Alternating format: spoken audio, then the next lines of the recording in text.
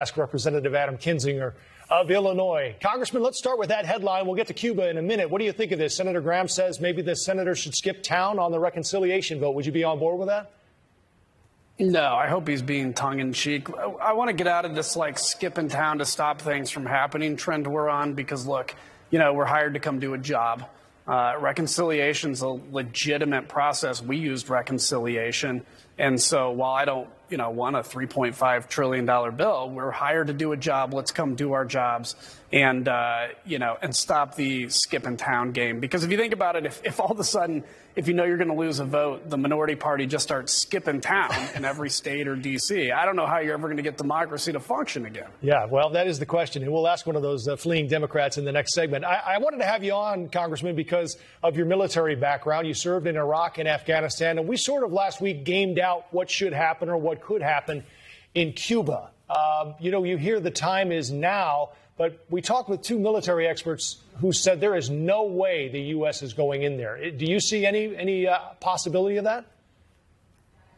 Not really, not militarily, because, first off, there's the Russia factor, which has been at play really since Russia, before they were even the Soviet Union.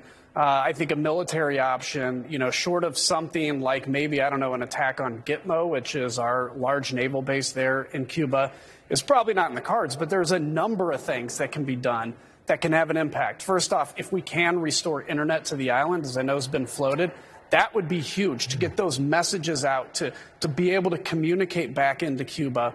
And then secondarily, we need to be making strong statements, not just the United States, but with every freedom-loving country around the world saying we stand with the free Cuban people, targeted sanctions against individuals doing business in Cuba, benefiting the dictatorship there. There's a number of things that can be done, but people are starving to death in Cuba. People have no basic things that we have.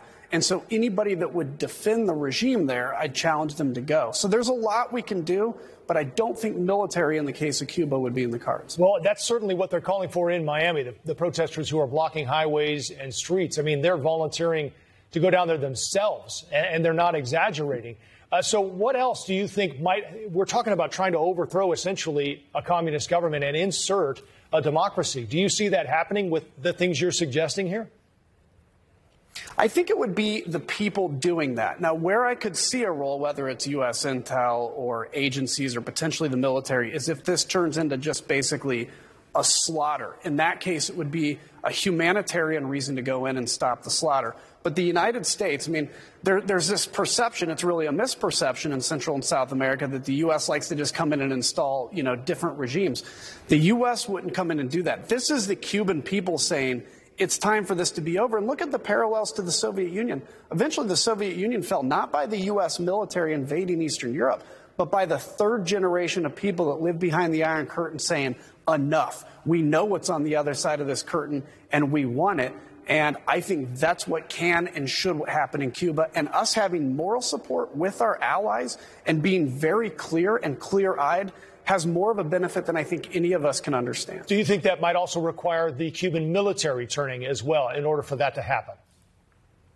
Yeah, certainly. The Cuban military is very weak. What they have really good, though, is intelligence services. Keep in mind, Maduro in Venezuela is only being basically propped up by Cuban intel assets. It's this kind of unholy alliance that exists. And so ultimately, it's possible that the military could turn and basically say, we're going to take over and create a democracy.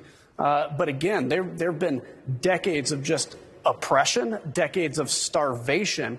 And to see the Cuban people, for the first time in many of these people's lives, actually go out and say, we're done, enough. That should be heartening to us as Americans, as well as, stoking our compassion.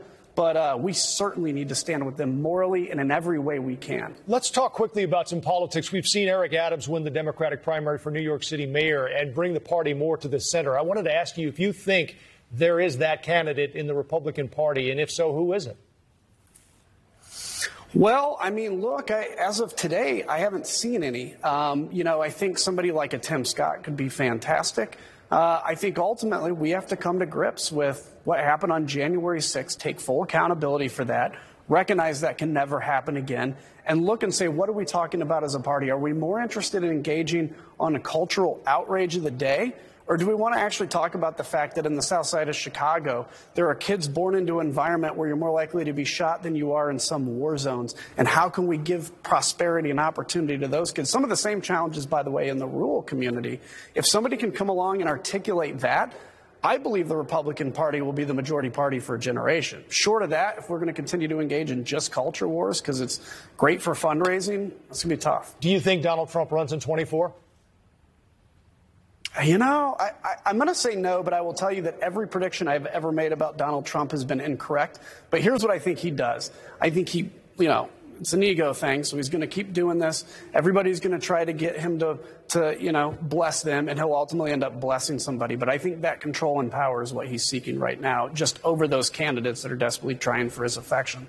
All right, on the way out, I did want to congratulate you. I saw on your Instagram page yesterday that you and your wife are expecting to add a passenger to the manifest in January. You ready? Right. You ready for that? I think so. I'm 43 years old, so, you get to the point where you're like, yeah, it's time for something different, and I think having a new baby boy would certainly be something a little different. We're excited. All right, sounds good. Congressman Adam Kinzinger, thank you for your time. We appreciate it. Anytime.